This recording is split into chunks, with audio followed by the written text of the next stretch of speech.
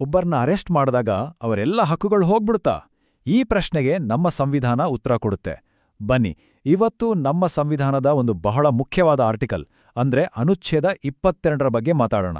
ಇದು ಪ್ರತಿಯೊಬ್ಬರಿಗೂ ನ್ಯಾಯ ಸಿಗ್ಬೇಕು ಅಂತ ಗ್ಯಾರಂಟಿ ಕೊಡುತ್ತೆ. ಸರಿ, ಒಂದ್ಸಲ ಯೋಚನೆ ಮಾಡಿ, ಯಾರನ್ನಾದ್ರೂ ಅರೆಸ್ಟ್ ಮಾಡಿದಾಗ ಏನಾಗುತ್ತೆ? ನಾವು ಸಿನಿಮಾಗಳಲ್ಲೆಲ್ಲ ನೋಡಿರ್ತೀವಲ್ವಾ? ಹೀರೋ ಅಥವಾ ವಿಲನ್ ಮನೆಗೆ ಪೊಲೀಸ್ ಇದ್ದಕ್ಕಿದ್ದಾಗೆ ಬಂದು ಎಳ್ಕೊಂಡು ಹೋಗ್ತಾರೆ. ಯಾವುದೇ ಪ್ರಶ್ನೆ ಇಲ್ಲ, ಏನೂ ಇಲ್ಲ. ಆದ್ರೆ ರಿಯಲ್ ಲೈಫ್ನಲ್ಲೂ ಹೀಗೇನ ಆಗೋದು?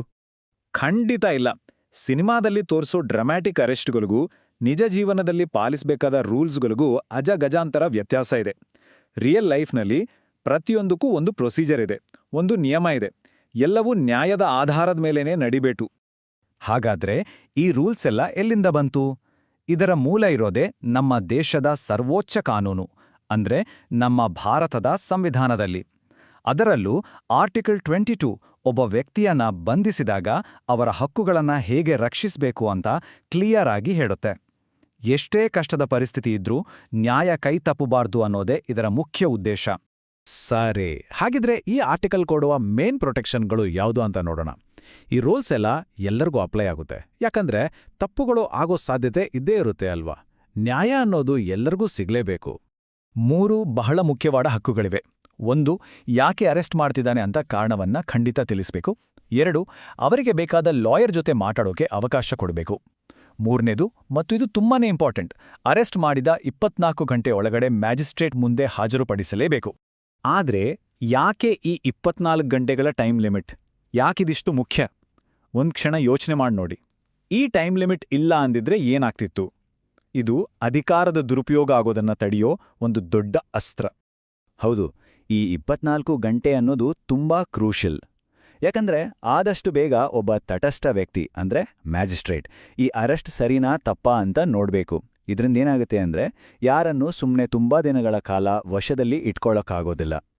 ನೋಡಿ, ನಮ್ಮ ಸಂವಿಧಾನದಲ್ಲೇ ಇದನ್ನ ಕ್ಲಿಯರ್ ಆಗಿ ಹೇಳಿದ್ದಾರೆ.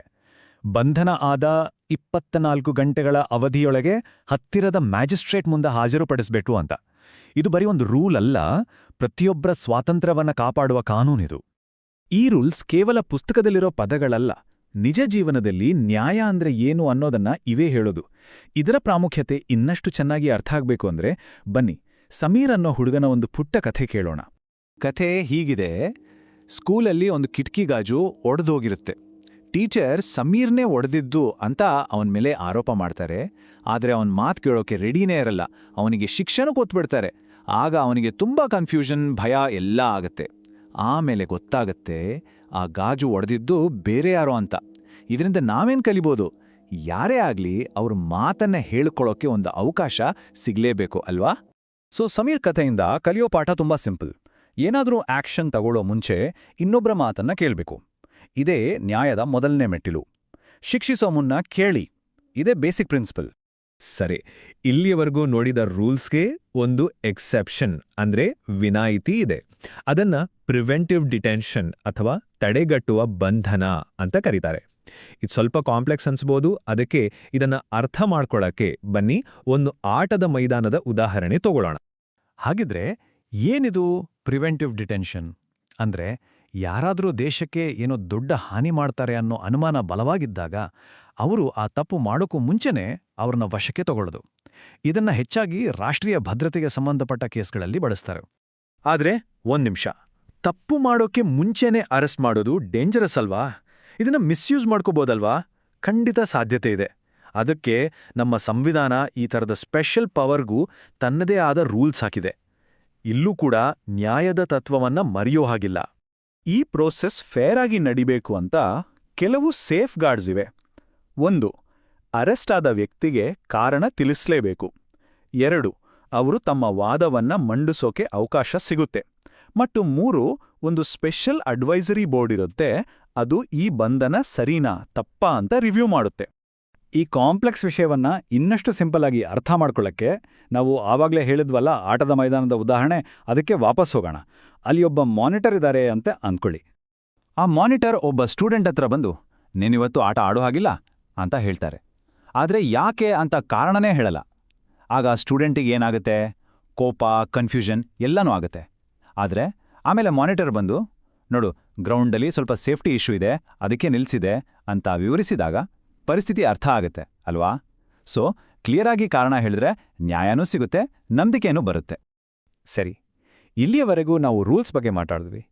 ಈಗ ಈ ಎಲ್ಲ ರೂಲ್ಸ್ನ ಹಿಂದಿರೋ ದೊಡ್ಡ ಐಡಿಯಾ ಏನು ಅಂತ ನೋಡೋಣ. ಯಾಕೆ ಈ ನ್ಯಾಯಯುತ ಪ್ರಕ್ರಿಯೆ ಅನ್ನೋದು ಇಷ್ಟೊಂದು ಇಂಪಾರ್ಟೆಂಟ್? ಈ ಎಲ್ಲ ಕಾನೂನು ನಿಯಮಗಳ ಹಿಂದಿರೋ ಮೂಲ ಉದ್ದೇಶ ಒಂದೇ, ಅದು ಮಾನವನ ಘನತೆಯನ್ನ ಗೌರವಿಸೋದು. ಒಬ್ಬ ವ್ಯಕ್ತಿ ಮೇಲೆ ತಪ್ಪು ಮಾಡಿದರೆ ಅನ್ನೋ ಅನುಮಾನ ಇರ್ಬೋದು, ಆದರೆ ಅದಕ್ಕೋಸ್ಕರ ಅವರನ್ನ ಕೇವಲ ಒಂದು ನಂಬರ್ ಥರ ನೋಡಕ್ ಆಗಲ್ಲ. ಅವರ ಹಕ್ಕುಗಳನ್ನ, ಅವರ ಘನತೆಯನ್ನ ಕಾಪಾಡೋದೇ ಆರ್ಟಿಕಲ್ 22ರ ನಿಜವಾದ ಉದ್ದೇಶ. ಒಂದು ಪ್ರಶ್ನೆ, ಯಾವುದು ಹೆಚ್ಚು ಮುಖ್ಯ? ಫಾಸ್ಟಾಗಿ ಶಿಕ್ಷೆ ಕೊಡೋದಾ ಅಥವಾ ಪ್ರತಿಯೊಂದು ಹೆಜ್ಜೆಯನ್ನು ನ್ಯಾಯಯುತವಾಗಿ ಜಾಗರೂಕತೆಯಿಂದ ಇಡೋದಾ? ಇದು ಬರೀ ಕಾನೂನಿನ ಪ್ರಶ್ನೆ ಅಲ್ಲ, ನಮ್ಮ ಸಮಾಜದ ಮೌಲ್ಯಗಳ ಪ್ರಶ್ನೆ ಕೂಡ ಹೌದು. ಇದಕ್ಕೆ ಉತ್ತರ ತುಂಬಾ ಕ್ಲಿಯರ್ ಆಗಿದೆ. ನ್ಯಾಯಯುತವಾಗಿರೋದೇ ಹೆಚ್ಚು ಮುಖ್ಯ. ಯಾಕಂದ್ರೆ ತಪ್ಪುಗಳು ಯಾರಿಂದ ಬೇಕಾದರೂ ಆಗ್ಬೋದು. ಒಂದು ಸಿಸ್ಟಮ್ ನ್ಯಾಯಯುತವಾಗಿದ್ದಾಗ ಮಾತ್ರ ಜನರಿಗೆ ಅದರ ಮೇಲೆ ನಂಬಿಕೆ ಬರುತ್ತೆ. ಕೊನೆಯದಾಗಿ ಈ ಒಂದು ಪ್ರಶ್ನೆಯ ಬಗ್ಗೆ ಯೋಚನೆ ಮಾಡಿ. ಈ ಎಲ್ಲಾ ನಿಯಮಗಳನ್ನ ಪ್ರಾಮಾಣಿಕವಾಗಿ ಸರಿಯಾಗಿ ಪಾಲಿಸಿದ್ರೆ ಜನರು ಕಾನೂನಿಗೆ ಹೆದರುತ್ತಾರಾ ಅಥವಾ ಅದನ್ನು ನಂಬುತ್ತಾರಾ? ಆ ನಂಬಿಕೆ ಇದೆಯಲ್ಲ, ಅದೇ ನಮ್ಮ ಪ್ರಜಾಪ್ರಭುತ್ವದ ಅಡಿಪಾಯ.